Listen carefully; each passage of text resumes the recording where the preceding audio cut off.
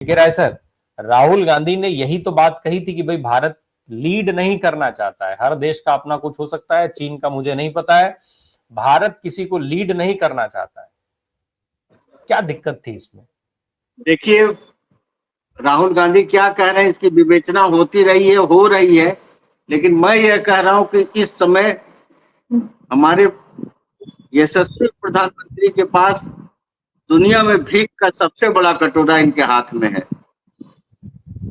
आप अंतर्राष्ट्रीय कर्ज को देखिए तो दुनिया का कोई देश इतना कर्जदार नहीं है जितना भारत के ऊपर कर्जा चढ़ गया, और करीब करीब जीडीपी के बराबर पहुंचता जा रहा है भारत के ऊपर कर्ज जो है।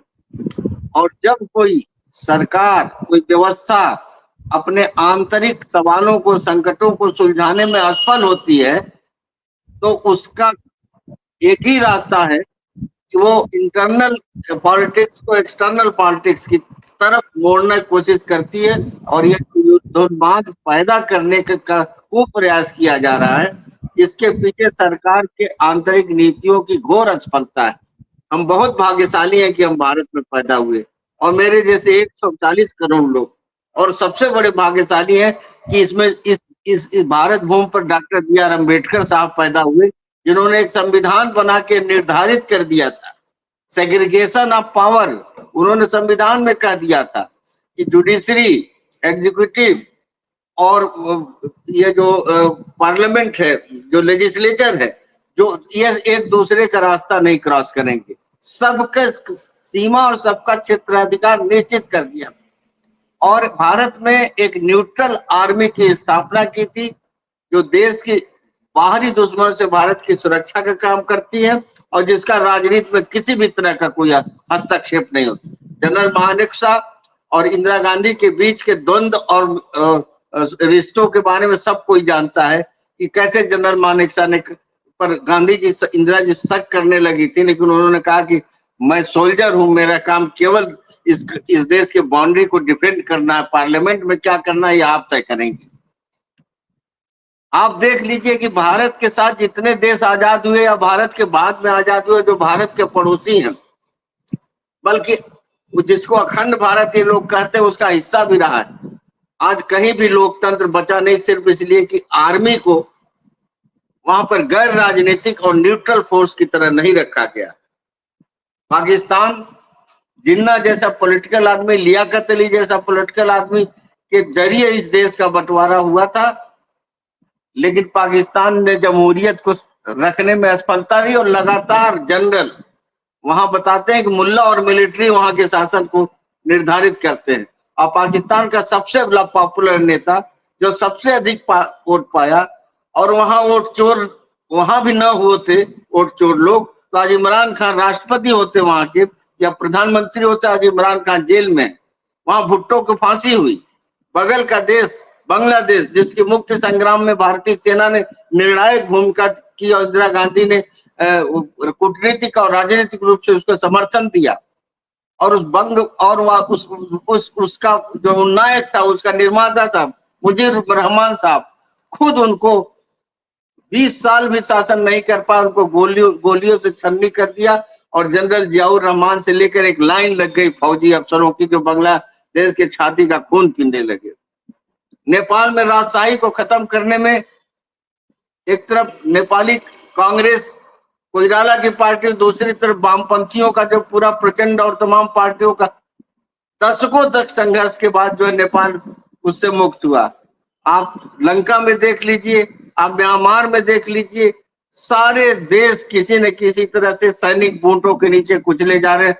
भारत ने अपने को बचाया इसलिए क्योंकि भारत में बाबा साहब ने वो संविधान दिया था, जिसका ये संदेश था कि सेना को राजनीतिक कार्यों में हस्तक्षेप नहीं करना चाहिए। यह संघ की जहरीली नीति है, यह भाजपा और संघ का मिला जुला प्रभाव है कि वो आज भारत की मिलिट्री का पॉलिटिसाइजेशन कर रहे हैं। आपको पता होगा कि सारी बातें हो रही, लेकिन यह बात भी होनी चाहिए कि संघ ने भारत में सैनिक स्कूल खोले हैं। सैनिक स्कूल केवल सरकार के हाथ में था, जिसमें बहुत सिलेक्टेड लड़के पढ़ते थे।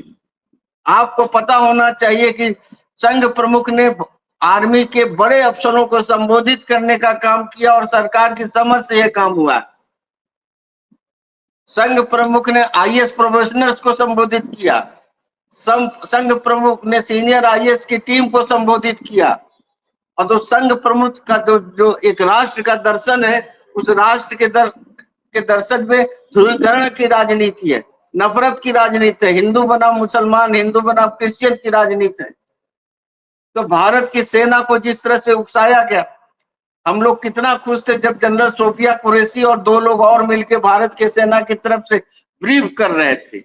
ये कौन है वायुसेना अध्यक्ष जो 3 महीने बाद जो है वो जनरल मीटिंग में बता रहा है, जो सेना का अफसर है, जो एक कोई वहां बोल रहा है कि हमारे इतने जहाज गिर गए, कोई कह रहा हमको सप्लाई नहीं मिल रही थी, हमारे वायुसेना में सारे पुराने जहाज हैं, और ये कह रहे हैं कि हमने इतने मिराज और इतने मिग और क्या क्या गिरा के रख दिए।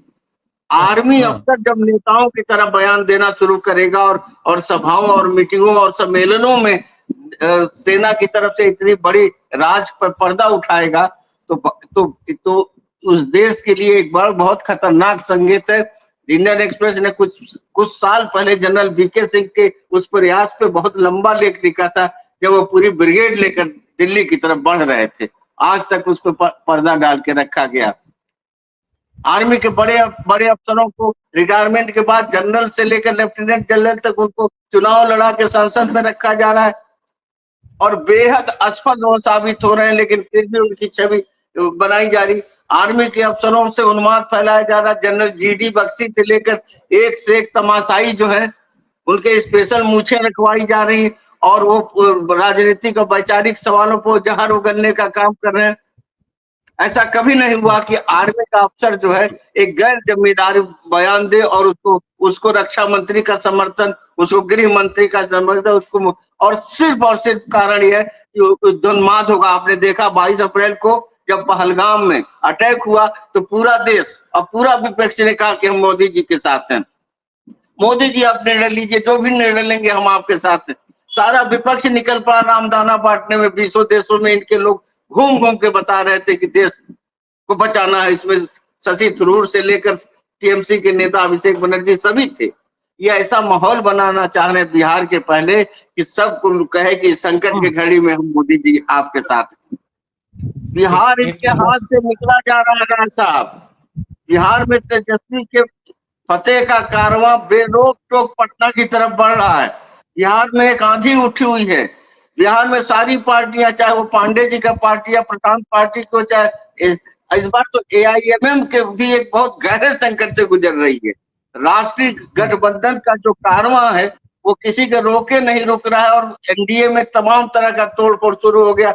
आपने कल देखा होगा चैनलों में जो बहस हो रही थी और जिस तरह से उनके दिग्गज नेता के मुंह नोचे जा रहे थे, ये सारा का सारा ऑर्केस्ट्रेटेड है और ये देश के अंदर दुश्मनों का भय दिखाकर ये चाहते हैं कि हम आप कहें कि मोदी जी हम आपके साथ हैं।